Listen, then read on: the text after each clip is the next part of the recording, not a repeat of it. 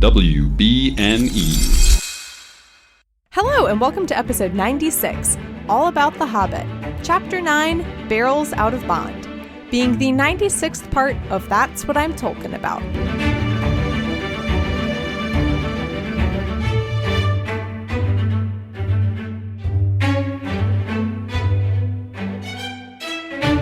Hello, my name is Mary Clay. If that's too complicated for you, just call me MC, and I am joined today once again by Allie Gordon.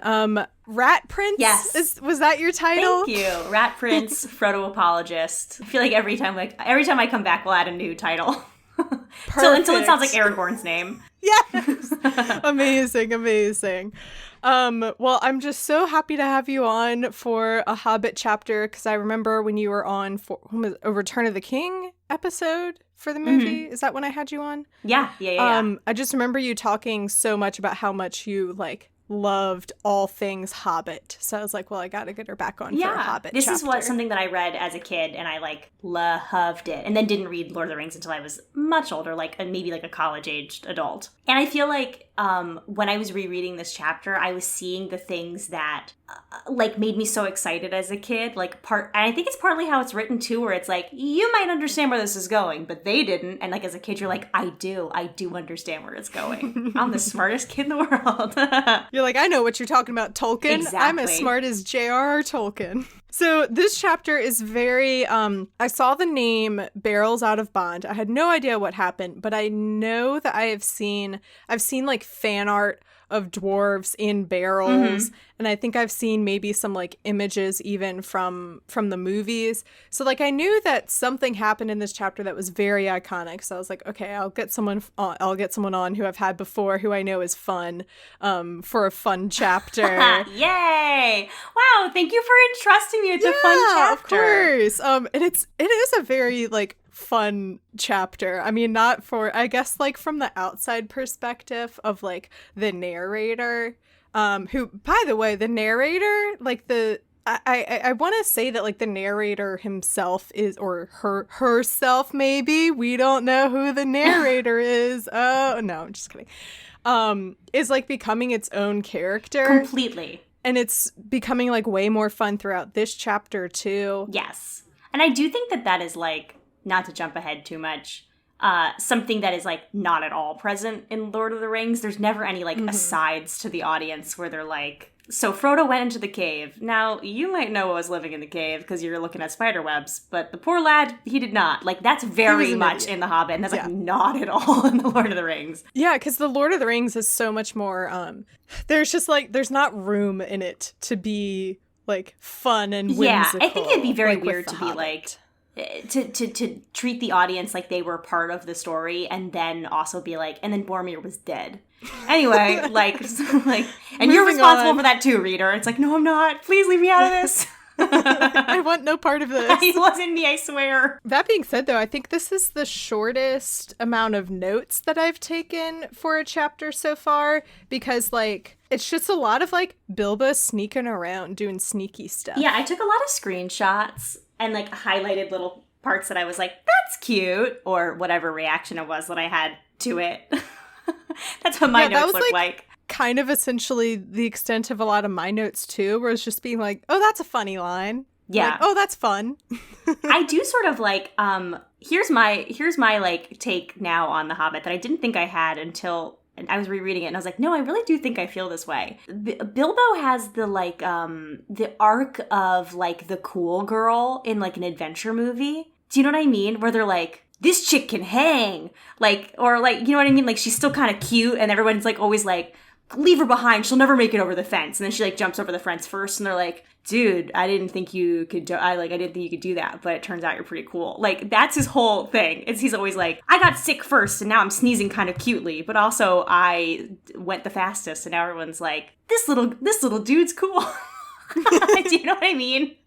I know exactly what you mean. You're saying that Bilbo is the same as Triss in Divergent. Yes. Where they're just they're you can't hang with us. You can't hang with us. You don't know what it's like to be on the road and really roughing it. And then she's do I? And they're dang, Triss, that's so cool of you. He keeps proving himself to the point where the dwarves are getting like increasingly annoying with me. Yeah, it's like at a certain point you're gonna have to let this guy hang. Like, just like let him sleep peacefully for one night.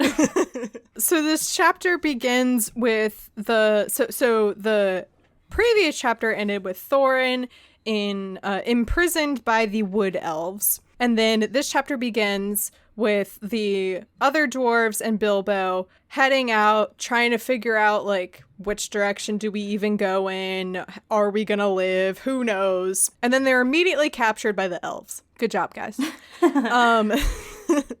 And I love this part where it was like, shoot, I can't find the exact line, but it was like the elves came out, and the dwarves immediately gave up because they were so tired, and they just sat down and let themselves be captured. I feel that. Just like, you know, we talked about that the last time where it was like when people are like, if there was an apocalypse, I'd survive, and we were like, I wouldn't. No, and so like die. I feel like I felt that when they were like, we were so tired, we were so disoriented, it's like the idea that you might be taking me someplace with water. Like, I don't care if I'm your prisoner, please just take me there. Yeah.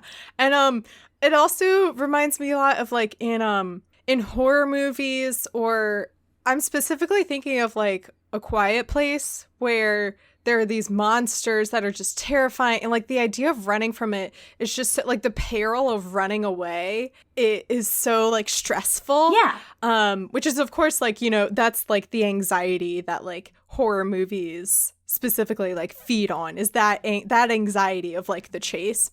And just this idea of like, if I was in the horror movie, I would just be like, you know what? Let the monster. Completely. Because if somebody was like, look, here's the situation. There's a monster in this building, but if you escape the building, you'll be fine. I probably would give it a good shot. But if they were like in A Quiet Place, they were like, this is the rest of your life. No sneezing, no stubbing your toe, no nothing. I'd be like, oh, okay, I'm going to find the nearest river and just let it take me away.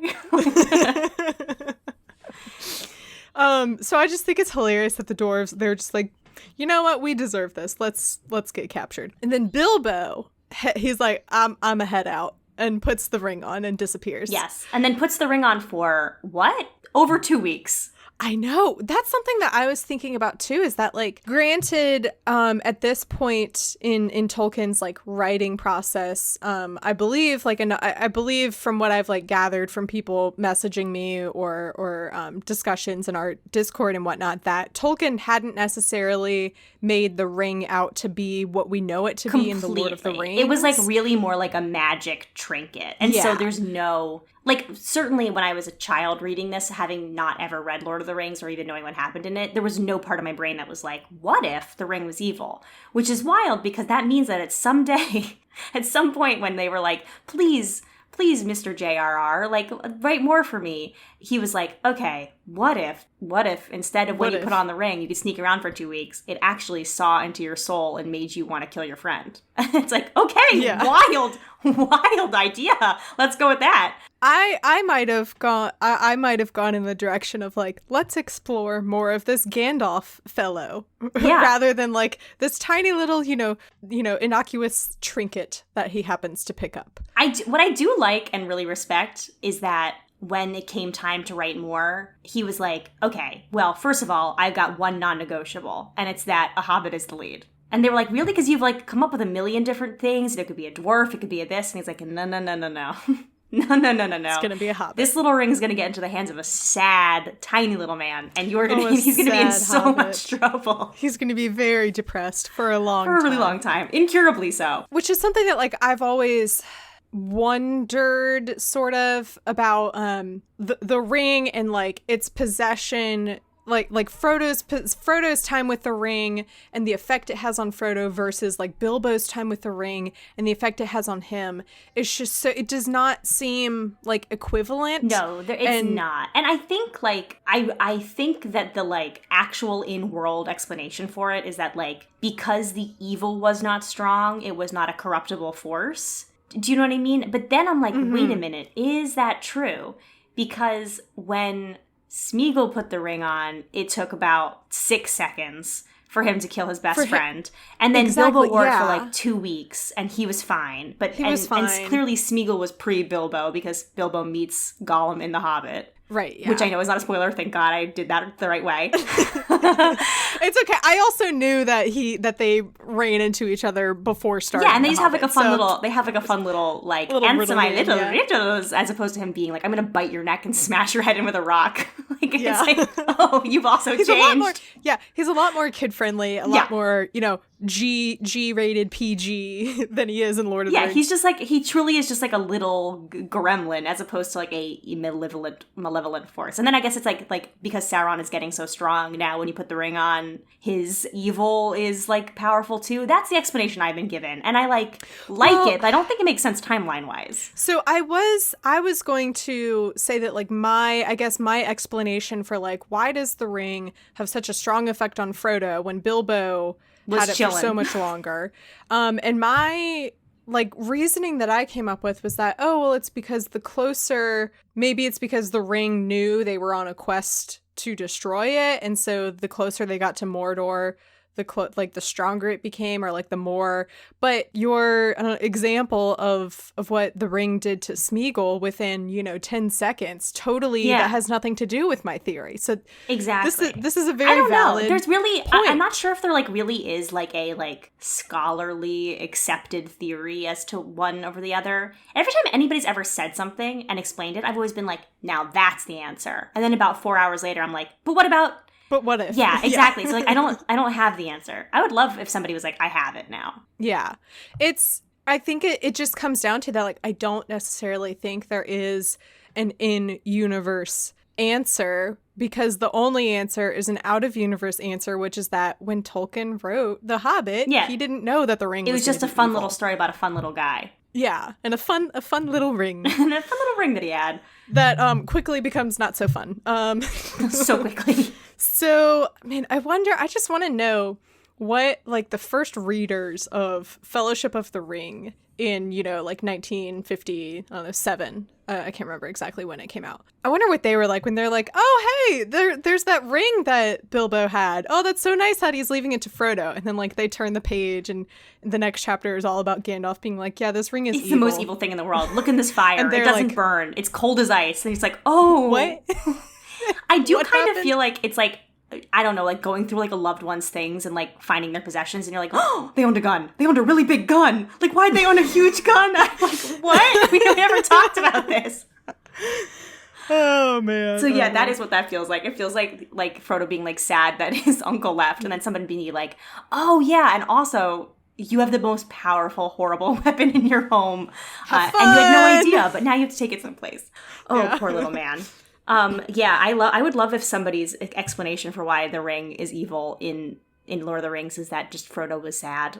Frodo was sad. He was just a sad little boy. Yeah, I have a friend who, when her mom was reading her Little Women when she was a kid, so I guess like probably old enough that she could read herself, but it was still like a fun tradition to read with her mom. When Beth died, the mom had like kind of not been following really well, and my friend was like, "What happened? Why'd she die?" And her mom went, "Because she was sad." And that was her only explanation. So my friend genuinely thought that Beth died because she was sad. For such a long time. So I think that could be it. It's like, why is the ring evil? Oh yeah, Frodo is Frodo's sad. Sad. Yeah. He's just really sad. I don't know. I think I would believe that. Because I think when it has it, it doesn't, because when Sam gets it briefly, he doesn't, then again, he only has it for such a small amount of time, but it doesn't have like nearly the effect on it that it does. Yeah, he's like, I'm gonna garden the Shire out of the world, and then he's like, wait, yes, you're getting a little big for your breeches, young man, and then he hands it over. And every single time someone brings up that point, I think of in the first Harry Potter musical, where there's a song where Quirrell says, "When I rule the world, I'll plant flowers." When I rule the world, I'll plant flowers. When I rule the world, I'll have snakes and goblins and werewolves of fleet of the I have such a moment for you right now, and I'm so happy to say this. I wrote that line. You're kidding. I'm really not kidding. This is gonna sound like I'm joking. This is gonna sound like I'm bragging. I'm just being like, this is an amazing thing for me to lie about. No, I'm bowing down. Okay, this is crazy. I'm so happy that you said that because I there's no way for me to ever tell this story out of context and not be like, and no, actually, please tell I'm it. really actually cool. So I do want to say I was kind of wondering like how exactly you were connected with Star Kid and all of those creators. Yes. So yes, please tell me literally anything you want to tell me. So I was a freshman at the University of Michigan when that show was being written. I had done stuff with those people because a lot of them were on my improv team. We had also done a thing called like 24-hour musicals, and I had done ones with like Joey Richter and Darren Criss and blah blah blah. So like they were all people I knew. But they have a really strict rule at my school when you're a freshman, you're not allowed to do any student shows because they think it's gonna like distract you from your like serious acting class work. I don't know. So I could not audition for it and be part of it. Otherwise I would have like clearly loved to, but did not do that. But all of my, like, dearest friends were in it, and my boyfriend at the time was writing the music, not Darren Criss. And was having a lot of trouble with that song. And I remember I came over after, like, a late-night rehearsal. It was, like, 11 at night. And I just really wanted to go to sleep. And he was, like, trying to, like, puzzle it out and, like, was like, but what, like, because, like, they knew the concept of the song was, like, two of a kind, kind of, like, aren't we so different? And he was like, I can't figure out, like, if his thing is, like, being evil, what's his thing? And I was like, I don't know, he probably wants to, like, stay at home and, like, read books and Jane Austen novels. And then, like, that, and then, like, sat down and wrote, and then that was the line. And so that's why Jane Austen novels are still in that song, that one little non sequitur. I love all of this. Thank you. Also, like, gosh, I've never said that, like, for a round of long applause. time, but then we did that, like, we did, like, a 10-year reunion recently, and we had to, like, all write little blurbs in, like, a little, like, fake yearbook thing. And AJ, who was my boyfriend at the time, was like, and also, by the way, that line that everybody likes in that song was Allie. She gave it to me, like, a really long time ago. I'm finally saying it in front. And I was like, oh, this is so nice. Oh, it's so good. So I want you to know that, like, I consider a Harry Potter musical to be like the pinnacle of comedy. I honestly agree with that. And I can feel comfortable saying that because I only wrote one line in it, so I don't feel like I have any like claim to the rest of it. Like, it blew my mind when I saw it in person. It just I laughed so never hard. ceases to make me laugh. Yeah. Like even all these years later. I went and I saw it the the night that it opened. And obviously, as you can imagine, nobody knows something's going to be a hit when you're making it. You're just kind of like, I hope my friends like this. And a lot of those people were seniors who were just like trying to make things to have like fun one last time with their friends on campus. So that was kind of the vibe. And so I saw it the first night and I brought my like handheld camcorder and I sat in the front middle with next to Joy Richter's mom and we are talking the entire time. And like my camera's shaking because I'm laughing and we're like, he's very talented. Like that. And so like my footage was unusable. And I remember afterwards I was talking to Corey Lubowitz, who like made this set and was like a major production designer on it. I was like, we should film this in a real way because there is currently not really any archival footage. It's just what I did and it's not usable. And thank God it was like really actually filmed after that. We should use that Allie Gordon shaky cam It footage. exists somewhere. It fully exists somewhere. And I would really love to find it and just see us like fully talking over the show. Can you imagine if that was what was on YouTube? That's so funny like, and why amazing. Is this, like, why is a woman and his mom talking? Sorry, we have to get back to the Hobbit. No, well, my follow-up question related is I know that there was a Hobbit musical. Yes. Do you are you able to provide any insight I wish. into this? That was like a couple years before I arrived. So I don't know anything about it, unfortunately. I'm sorry. That was my thing when I first started this podcast. I was saying like, oh well, Mike Schubert with Potterless, he is so lucky because when he is done reading Harry Potter and watching the movies, he gets to experience the joy of like a low budget musical created in the late 2000s by college kids. You know, I think that if I you don't get are that. looking for something to do I think it would be really fun for you to look at the actual serious Lord of the Rings musical that was written in the mid-2000s. Oh, I'm definitely doing that. We have on our network, we have a musical theater fan podcast, Sincerely Us. Everyone go listen to it. And I'm definitely going to have them on, and we're going to, okay, so I know that there's that failed, West End Lord of the Rings musical. And when I was reading this chapter specifically, it occurred to me, why wouldn't they just try and make the Hobbit musical? Yeah, it would be so much easier. It's so much shorter, and it's also way more whimsical and fairy tale-esque, and and there are lots of silly songs that could be worked in. One of the things about the Lord of the Rings, so there's not a lot you can find online, which is why it's probably not a good idea that I was like, that should be your next podcast thing. But actually, I do think it'd be fun. But I had a friend who saw it in Toronto or Vancouver. It was somewhere in Canada. It was that same production that didn't really make it to the West End. And I had a very strong memory of her telling me that at one of the intermissions, nobody was allowed to leave their seats because orcs were patrolling the aisles up and down the aisles. So they wanted it to feel serious and immersive, but also it was terrifying. Yeah, and people were like, what if you have to pee? They were like, I have to pee, and the orcs were like, get back in your seat. And I was like, I'd be miserable. No, that's too stressful. No. So, and then during this quarantine, I was like, did I make that up? And I talked to my friend Charlotte, and she's like, no, that really happened. And you just made me flash back and sense memory to somebody being like, don't pee. You're not allowed to. Oh my gosh. Yeah, I had a problem with being it's a funny little musical, and also it's very serious, and also it's immersive, and don't get out of your seat because an orc will kill you.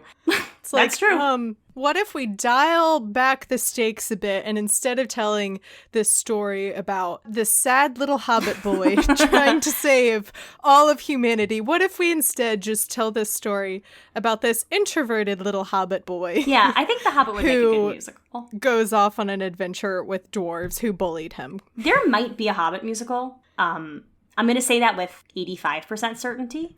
You know what? Let's see this. The Hobbit, the musical. Because I work in a music library and I see scores, and I think I passed one that says The Hobbit. Let's see. A musical production, The Hobbit, was staged in 1967 at New College School in Oxford. It was scripted by Humphrey Carpenter, set to music. These names mean nothing fake to names, me. absolutely fake. Okay, what's this? This is Tolkien's The Hobbit by Perry Freeman and Rogers Perry. Ugh. Maybe Rogers. It just says Rogers, Friedman and Perry. I mean, I never, obviously it's not a well-known musical. I think someone tried it. I don't think it's very famous or has permeated pop culture anyway.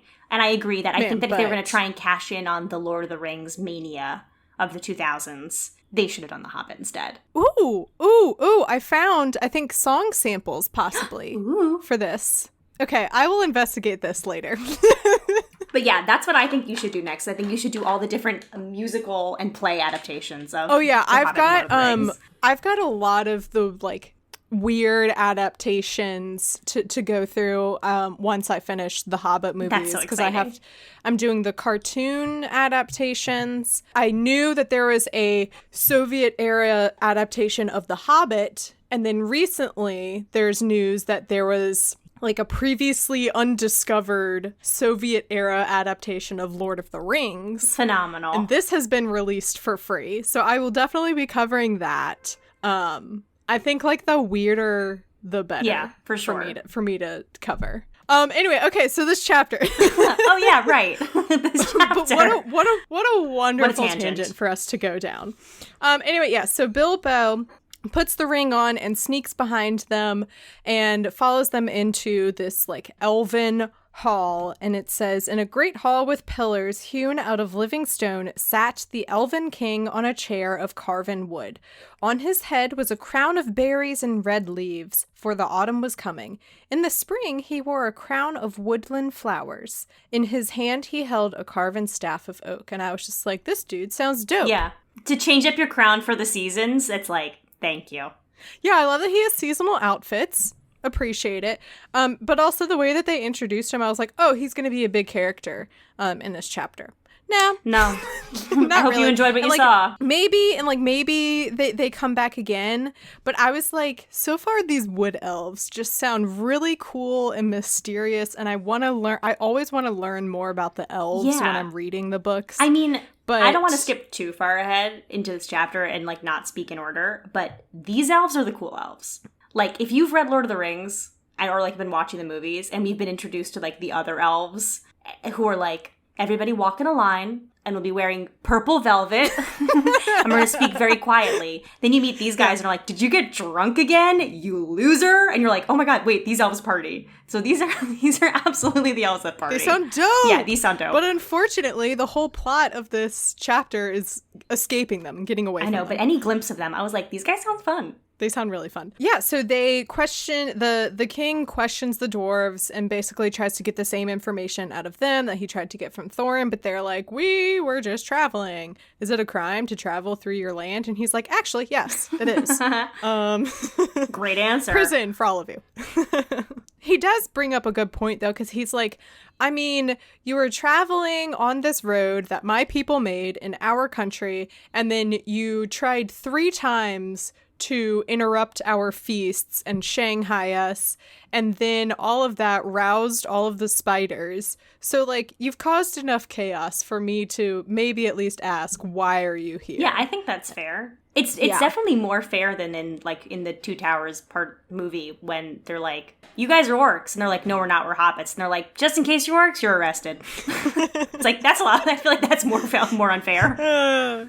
And so they throw them all into separate cells. And I love this little like glimpses of this like personality from the narrator. Says that they didn't know that Thorin was prisoner, but it was Bilbo who found that out. So I love all these little like sneak previews at like the like adventure, the like cleverness, yes, I guess, that like Bilbo gets up to. And so then Bilbo, yes, like we said, he spends the next 2 weeks, he keeps the ring on, and he'll sneak outside when the gates are opened, but then he's like, I don't know where I am, so I can't really do anything except go back in and try and figure out a way to get all my friends out.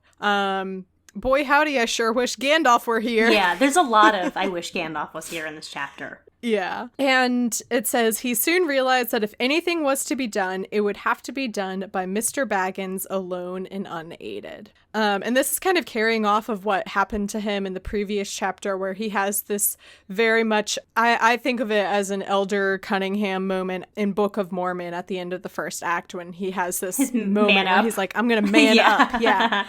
He has this moment where he's like, yeah, I'm Bilbo. I can do things. But truly in the same paragraph after, Tolkien makes sure to say that when he heard Bilbo's little voice at his keyhole, he's like, but also, by the way, don't forget, these little guys, they're cute as hell. They're just cute little guys with tiny little voices. Yeah.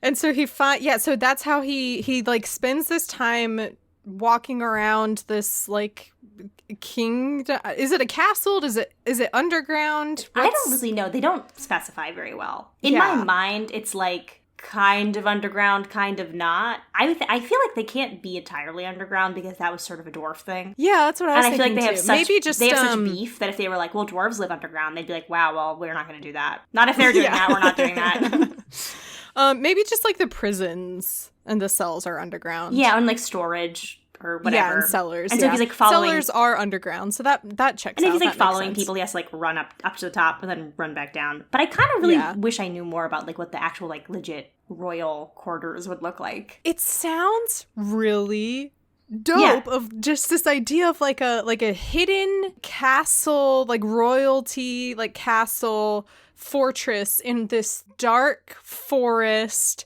inhabited by these mysterious wood elves who have these like feasts out in the middle of nowhere with like torches and bonfires and like all this really cool stuff. Yeah, I do wish they're living large. I knew more about all this. But instead they're like, we gotta go. We gotta leave. And so Bilbo, after like exploring for a while, that's how he finds out that Thorin is here. And he talks to Thorin about like what about like what Thorin is doing there and how they got there and catches him up to speed and whatnot. This kind of gives Thorin was ready to go to the king and be like, okay, so we're passing through because we're trying to get some of our treasure. But this meeting with Bilbo kind of gives him like a glimpse of hope and is like, maybe we will get out of this. It mentions that like the dwarves came to trust Bilbo a lot more during this period, which is just what Gandalf had said would happen. Yes. Yeah, that was another really good example of all of them being like, wow, I guess you are a cool girl who can hang on our adventure. It's like, you're not such a loser after all. Yeah. Something that I had a thought of when I was reading this, I don't remember. Do you play D&D? Have you ever played D&D? I don't play D&D, but I'm vaguely familiar with That's it. totally fine. That wasn't like But a you can go ahead and question. you can go ahead and make whatever, comparison that you want, because I guarantee a lot of sure people some listening people will do. know what you're talking about. Well, and also like pretty notably, some of the like very, very original D&D was just like taking cool stuff that Tolkien did and being like, sweet, let's put that in a game, including basically hobbits, which are halflings in D&D, but like many, many other things, including like weapons, monsters, mechanics. So much of that stuff is like from old fantasy writing. But one of the mechanics in D&D is dark vision, which is that like certain races can just see in the dark. Elves can see in the dark. Dwarves can see in the dark. And so this whole chapter, every time they were like bumbling around and being like, oh, we're not very nimble right now, we've been locked in the dark for 12 days, I was like, wait a minute, in D&D they can see in the dark, but I guess in Lord of the Rings dwarves can't see in the dark, which doesn't check out. Oh, actually, I remember we talked about this. The guest that I had on for the previous chapter, we were talking about this because there's this whole part where they're walking through the forest and they decide that Bilbo has the best eyes. Right. and we were like, why is that so? Because like the dwarves live in the dark and they live in these caves. Underground. Like to me, it makes sense that would be like a trait of the race of dwarves, is that like they like see really well in the dwarf. We decided that it might be because the dwarves are used to working, like if they're mining, they're used to working like very close up with something.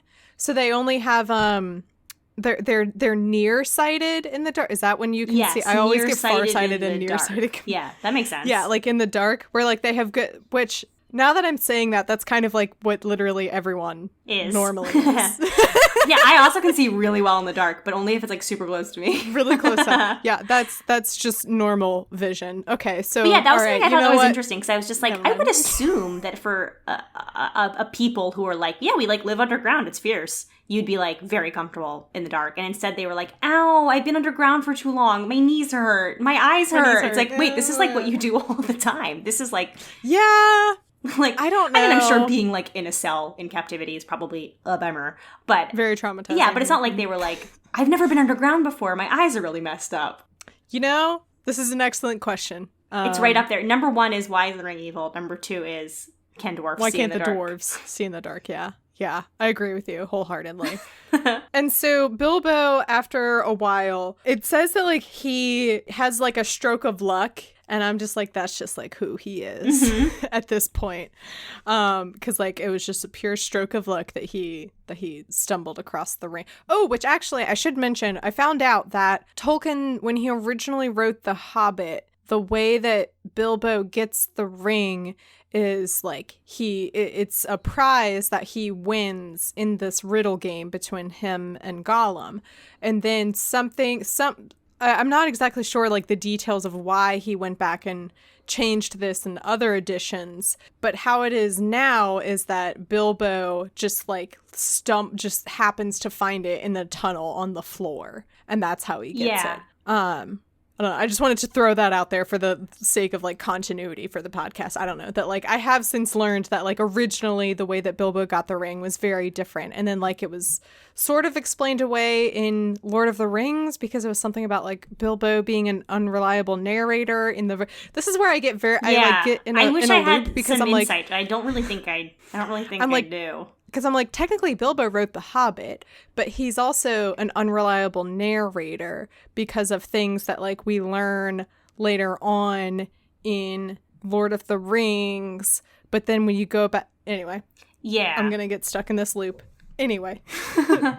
I mean, at a certain point, we have to, like, assume that they're telling the truth as the narrators of these things. Like, it would be weird if, like, the part of Lord of the Rings was, like, somebody being like, hey, Frodo, why'd you write that I died on the journey? I'm like, fine. And he's like, oh, haha, I just thought it'd be really dramatic. It's like, well, I didn't die, so take it out of your book. Have you heard of narrative structure, Sam? Exactly. Exactly. Being like, I don't know, Boromir, I just thought it'd be dramatic if you died, okay? Like, whoa, you know what? I actually like this theory a lot better, that Frodo was so, like, put off by Boromir constantly, like, begging him for the ring. Yeah, that he's like, fine, you die in my book. That he was like, you know what? You're dead. Bam. And then meanwhile, Frodo is just, he's like sitting around, I don't know, fire at Rivendell telling the story to everyone. Yeah. And they're like, oh man, that sucks. Like, what? What? Actually, no. I take that back.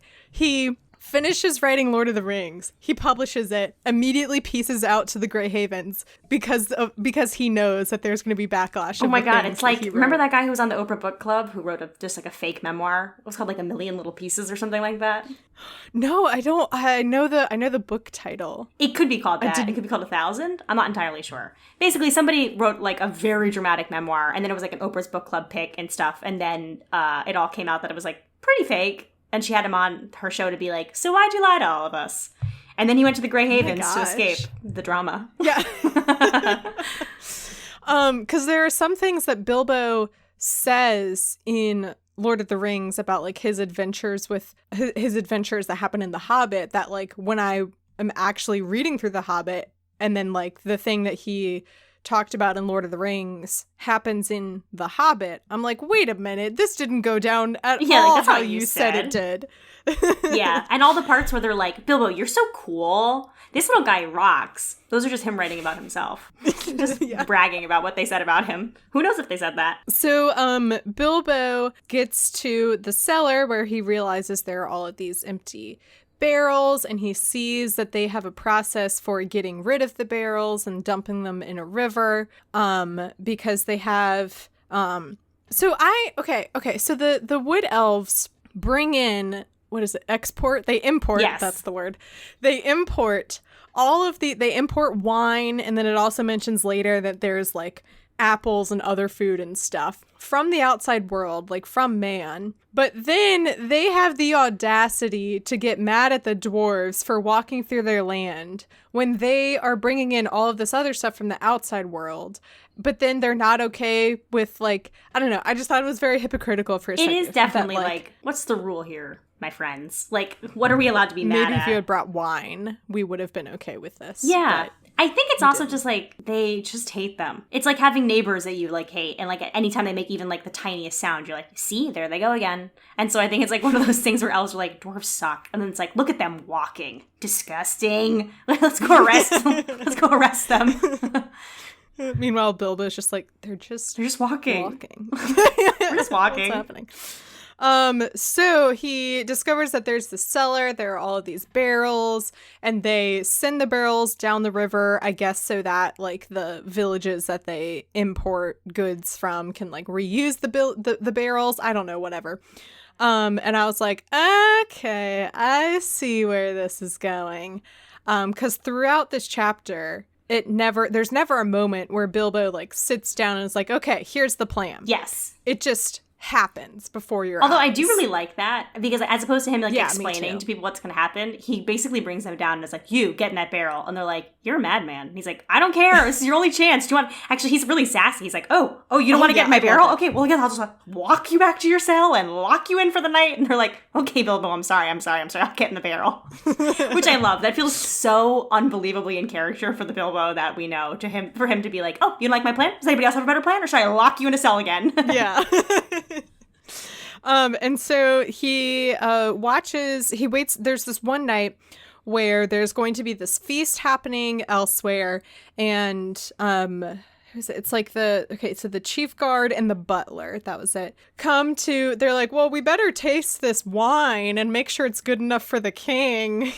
Don't want it to be poisoned or anything. Let's taste it ourselves, make sure it's suitable. They are the party elves. That's why I loved it. Like, I love that they're like, I mean, I guess we should try it. Yeah, I mean, I guess. And then when they get drunk, all the other elves aren't like, how dare you? They're like, oh, look who's in trouble. Look what you did. Like, they're just like they're like frat bro elves. Yeah. So they drink and they get drunk and pass out. And Bilbo grabs the rings from the not the rings. What are they called? Keys. A ring of keys. Ring of keys. That's it. He grabs the ring of keys from the guard and goes to let out the dwarves one by one. At one point he says, like, follow me. And I'm like, Bilbo, you're invisible. How can they follow you? Great question. Really great question. Whatever. So he lets them all out and he locks their doors back, which I think is smart because this will at least buy them some time if a guard were to like patrol back. If they were to like leave the doors open and the guard just like glances down the row and sees the doors are open, they're gonna immediately be like, okay, something's not clever right. thinking. But he locks the doors and then they go and get Thorin and then he takes them down to the cellar and explains to them what they're going to do. And then, this is when he has his sassy moment. He said, because Thorin's like, this is insane. This isn't going to work. We're going to drown. And we also might get ouchies. They're like, we're going to get bruised. And what if we get ouchies? What then? I also really liked the line that was like right before this. Before they get in the barrels, the line was, Bilbo, before they went on, stole in and kind-heartedly put the keys back on his belt. So like that even if they escaped, nobody would go to this particular guard and be like, it's your fault, your keys were stolen. It's so nice. I thought that was very Hobbity. That's so of him, Hobbity and so like, cute. He's like, this isn't his fault that he got drunk and passed out and I stole his keys. That was me. Yeah. So I will put the keys back so at least he's not to blame. And that feels like such a Hobbit thing, too, of being like, first of all, who among us has not passed out from drinking too much wine? Secondly, who doesn't like, it's like getting in trouble for something you're not in trouble for? Like, number one cardinal rule of Hobbit life, like, don't blame me for your problems. It's like, it feels like he took his like weird little Hobbit morals and was like, I mean, it's not this guy's fault. I don't want him to get in trouble. I just want to run away forever. And he also has this moment where he's like, also, it's going to be really funny when they wake up and realize we're gone because they're going to be like, wow, these guys were magic. I love that. And I love that, this idea that like they were tricking them into thinking that like they were super magical people when they just stole the keys. So he starts putting the dwarves into barrels and starts putting the lids on and stuff. And then this is where it notes that like some of the barrels are a bit too spacious and the dwarves were grumbling about being like knocked around inside the barrel. And so Bilbo's trying to like pad it with hay. And then Thorin says something, Thorin complains and Balin complains and all this stuff. And I'm just like, oh, I'm sorry. Is escaping from prison a little bit uncomfy for you? Like, maybe you can just go back there and die? Huh? I love it. I'm sorry that like this might be a little bit uncomfortable for you. Like, shut up. And he even is like, wow, I guess you could think better of it and I could try and get the keys again if I even want to. It's like, it's so sassy. He says, come along back to your nice cells and I will lock you all in again and you can sit there comfortably and think of a better plan. But I don't suppose I shall ever get a hold of the keys again, even if I feel inclined to. And then try. They're all like, just little school children who basically it was like their teacher being like, well, seems like I'm the only one who wants to have a pizza party on Friday. And they're like, no, I also do. I'll be quiet. I'll walk in line. Yeah. Oh, okay. Yeah. So someone complains about an air hole. And this is my question is that like, because it says later on when they're floating down the river that Bilbo, he was like, oh, I hope I got the lids on tight enough. But then it also says something about like making sure they have enough air holes. But I'm like, if they have air holes, that means the water's going to get in. Yeah. I wonder if it's like air holes on the top. This plan, there are some holes in it. There are some holes in this plan. And no holes in these barrels. And no holes in these barrels. Because the other thing is that if you don't put air holes, because they are in these barrels for a while, presumably. Yeah, they like go down the river for quite a bit of time. Yeah. They would suffocate if they don't have air holes, but the water would get in. Otherwise, not going to question it. Just pointing it out that like there is a flaw in this plan. Yeah, he's complaining about them being sassy, but they have ground to stand on. Certainly, being like, I'm a little scared actually. I don't know. Maybe it's like you keep holes in the top, but not on the sides. But the barrels. Yeah, they like jump around and stuff. Yeah, you're right. Yeah, they like spin around. So how would you know like which one would be top? And well, I guess if you're inside the barrel, you could like spin it so that the air holes on. You know what? I don't know. I'm thinking too much about this. It's like when people argue about whether or not there was enough room for Jack and Rose on the same top of the piano or whatever. That's this version of that. The door or whatever, yeah. Which there definitely was. There could have been enough room, but what if there wasn't enough? What if it was too much weight? They tried one time to get him up there, and it like kind of tilted a little bit, and he was like, "No, you stay there." Yeah, that's true. They gave. I think they should. I think they should have. They should have alternated. And taken turns, but that's fine. Whatever. But maybe, much like we are, he was like, "Listen, I'm not a fight person. I'm a flight person, and I'm gonna go. I'm not willing to do this for the next 14 hours." Yeah, I'll just sit here and die. Maybe. And Rose, you will go on to eventually drop the most expensive jewel into the ocean of all humanity into the ocean. And then in a million years, whatsoever, some astronaut will get it for Britney Spears. And that's what happens.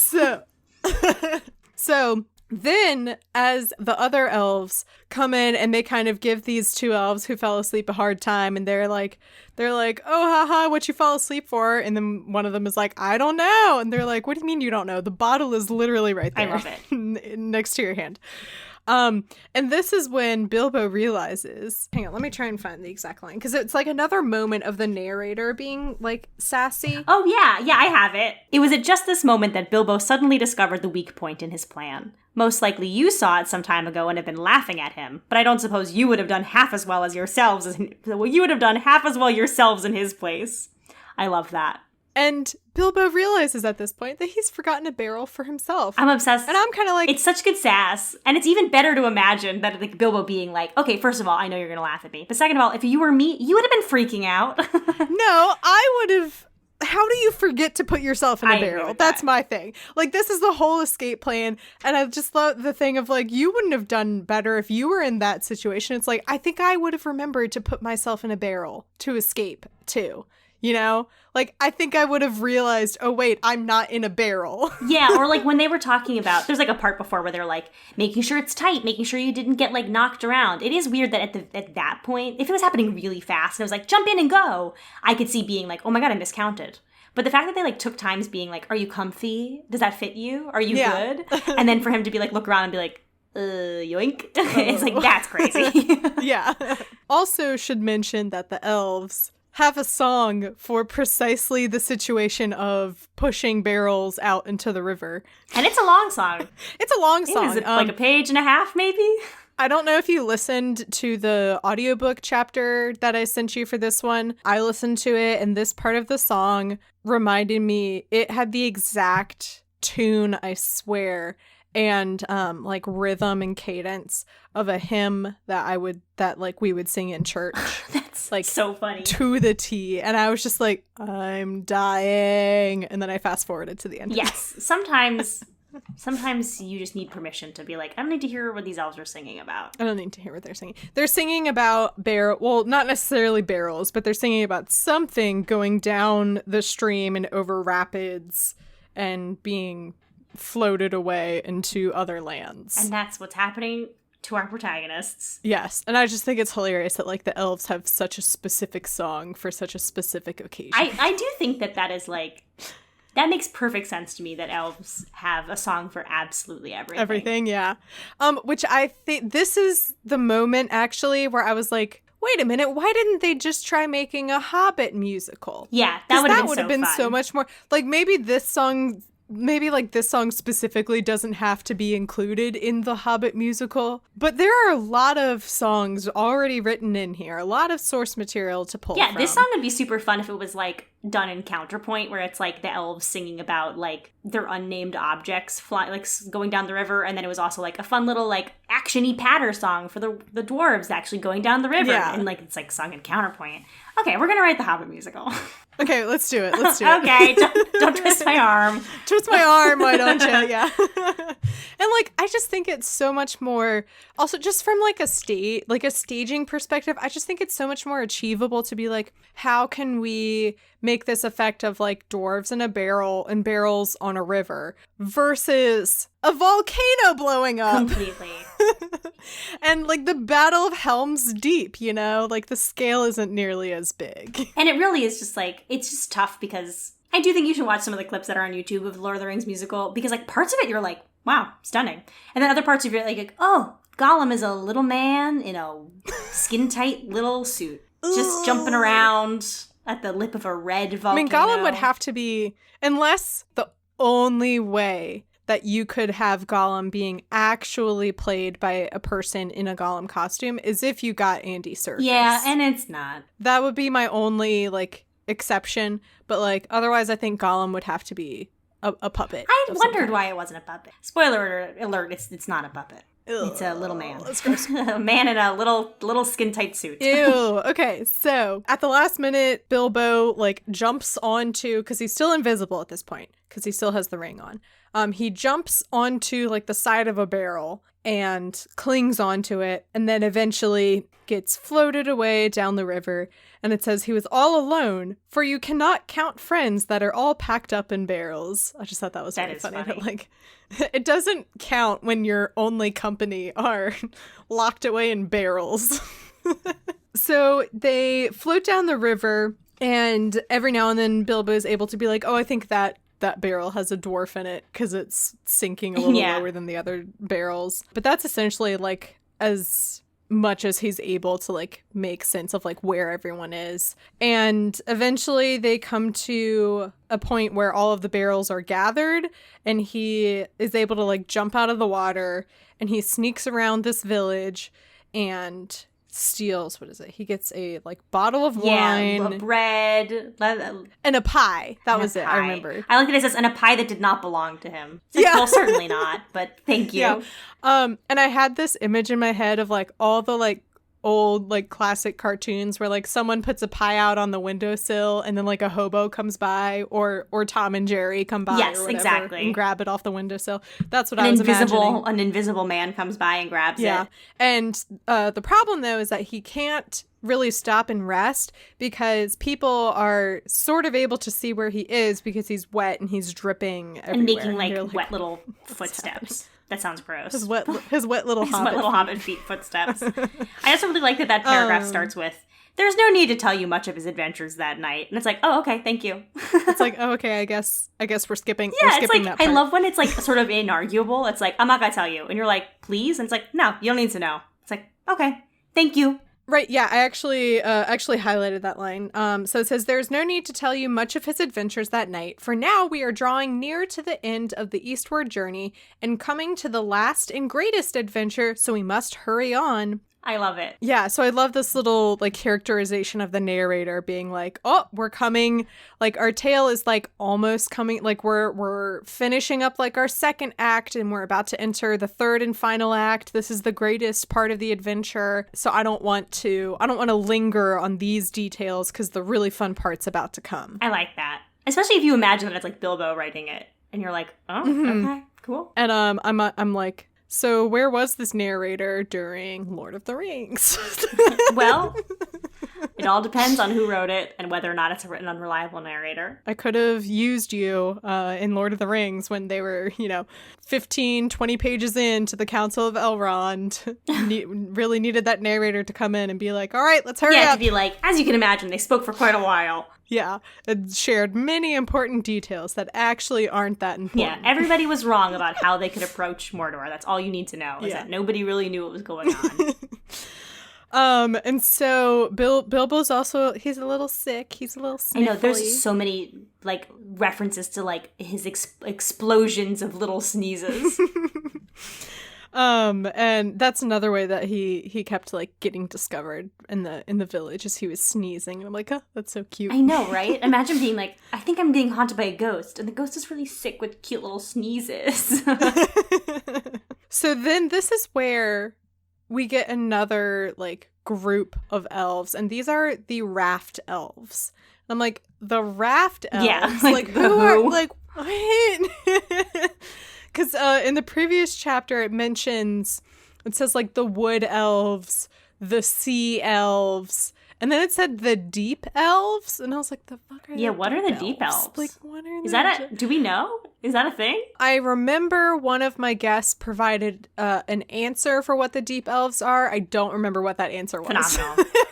When I edit it in a week, then I will remember it. I like that he just was like, look, I can make up anything. No one's ever said what dwarves are where, so or elves are where, so I'm going to just tell you. It reminds me of one of my favorite sort of like accidental jokes in the original run of the Adventure Zone. In the Adventure Zone, the first time they do it, balance, which is like D&D rules, which is why it's funny because it's like you can only really choose like stuff that's in the manual. Like you're like, there's like tons of choices, but it's like here's backgrounds, here are tools. You can't just be like, I'm carrying a big rock on a stick. It's like, well, you're gonna have to choose it. You can't really do that. Like we can make like a modified axe or something, but like whatever. And at one point the DM asks one of the players like, what kind of dwarf are you? Because it's either like a hill dwarf or I don't know what the other one is. Oh no, I forget. Whatever. There's only 2 types of dwarfs. And he goes, we were beach dwarves. And so suddenly, like, the DM has to, like, make up a whole kind of species of dwarf who are like, we live on beaches.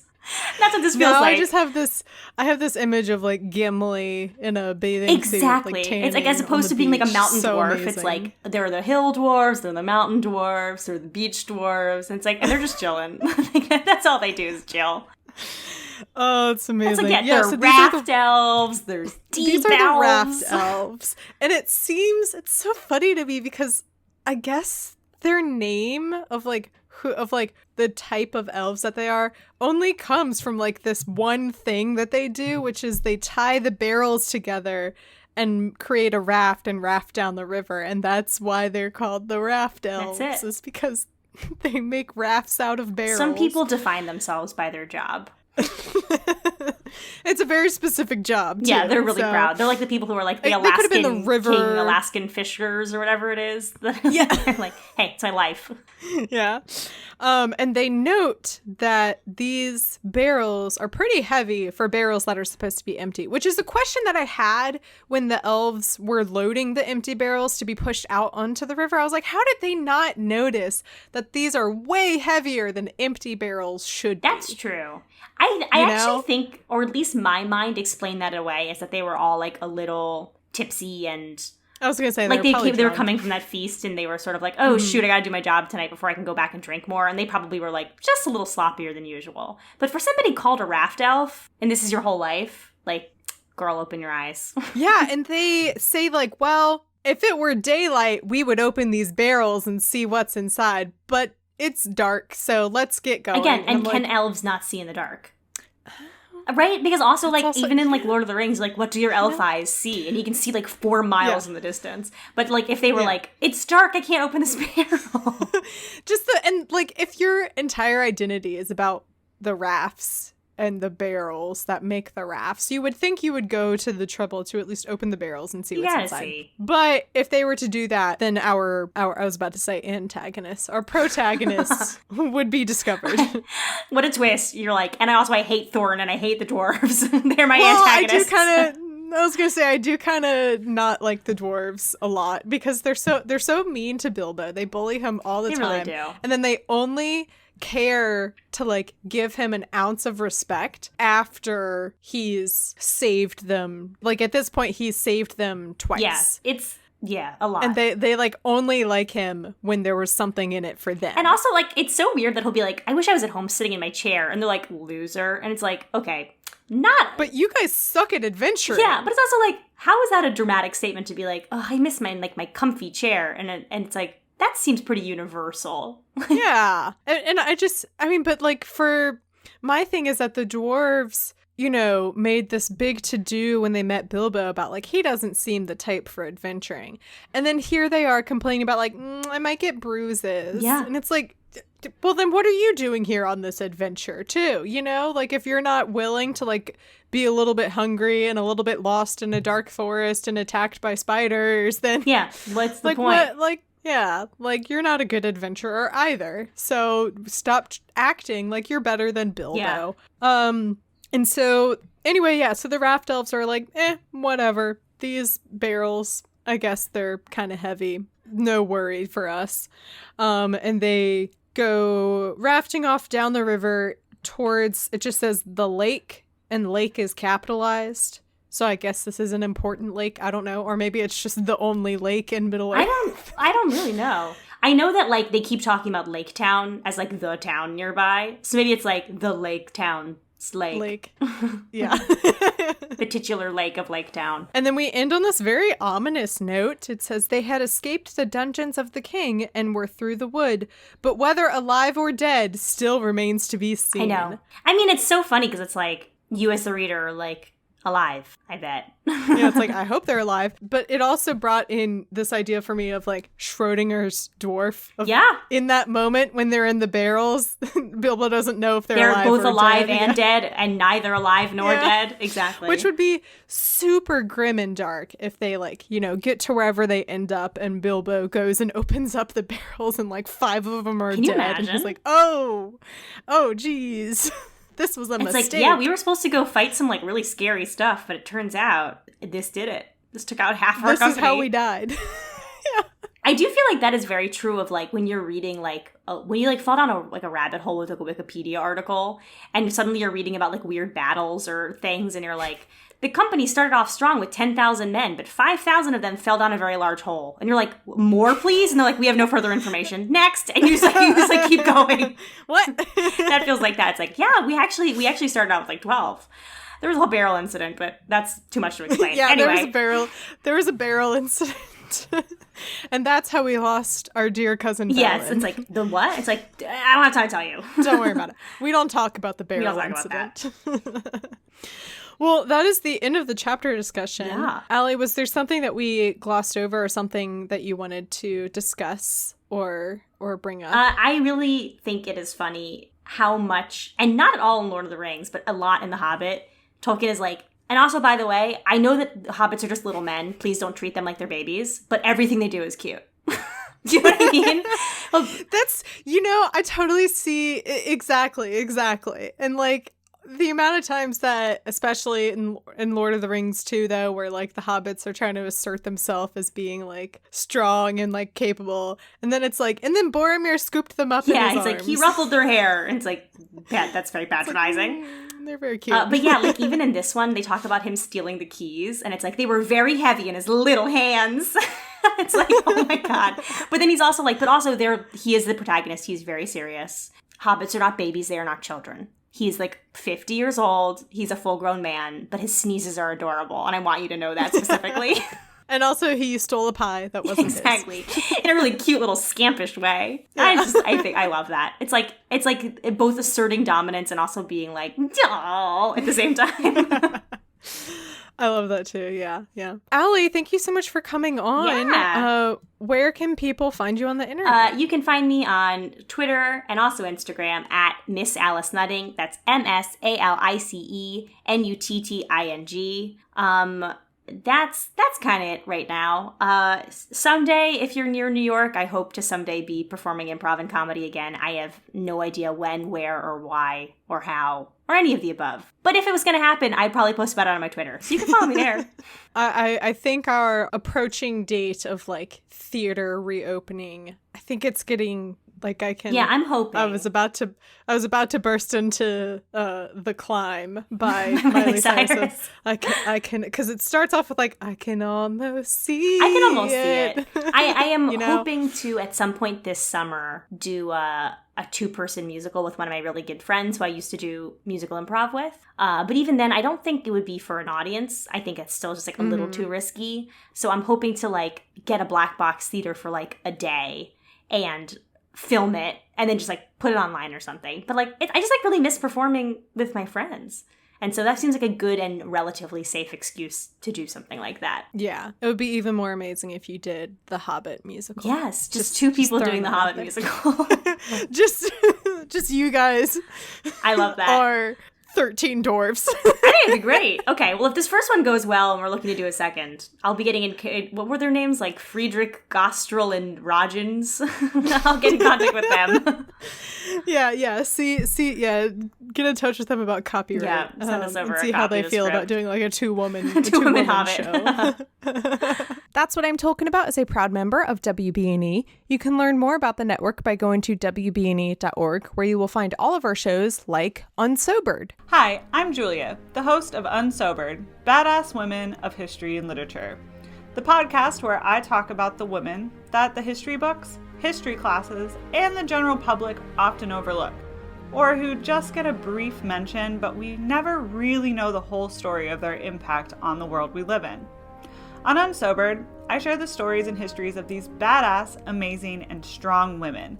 And while I tell you the history we don't get from traditional history classes, I get more and more drunk over the course of the episode.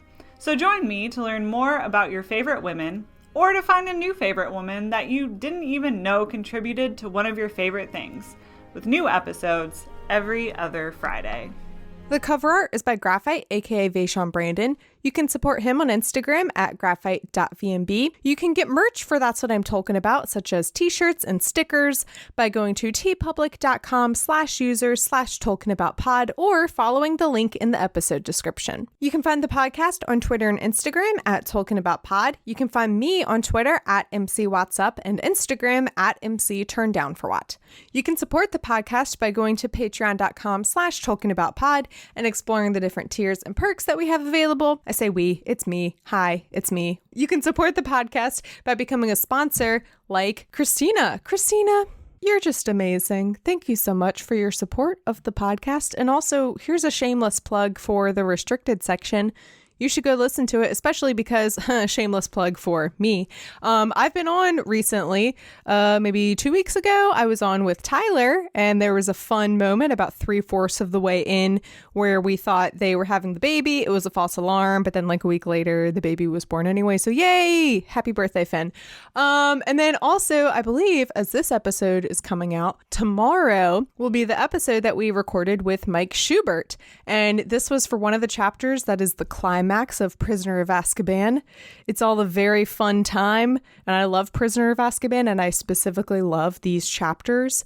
So definitely go listen to that, and also definitely tell Christina next time you see her that she's a wonderful person. And one more thing before we go, this Saturday, May 8th, is the RVA Book Lovers Festival. It is going to be virtual because of the ongoing Panopticon, Pandora, Papa John's, whatever you want to call it. So that means you can participate wherever you are in the world. There are going to be bookish vendors. You can support small presses, literary crafters, as well as panels and readings, all from the comfort of your own home. I will leave a link to that in the description. And there are special events leading up to the festival, like tonight, as this episode is coming out on Tuesday, May 4th at 7 p.m. Eastern Standard Time. I will be a part of a Lord of the Rings versus Harry Potter Facebook live stream with some people from the restricted section. So it's bound to be a fun time. I will leave links for all of that in the episode description if you are interested in tuning in. Awesome. Well, thank you so much for coming on. Do you have any parting words for the audience? I just really want you all to remember that hobbits are cute. No matter how hard they try to do anything, what they do, what they achieve. I just want you to know that if they sneeze, it's going to be really stupid cute when you hear it. And that's what I'm talking about.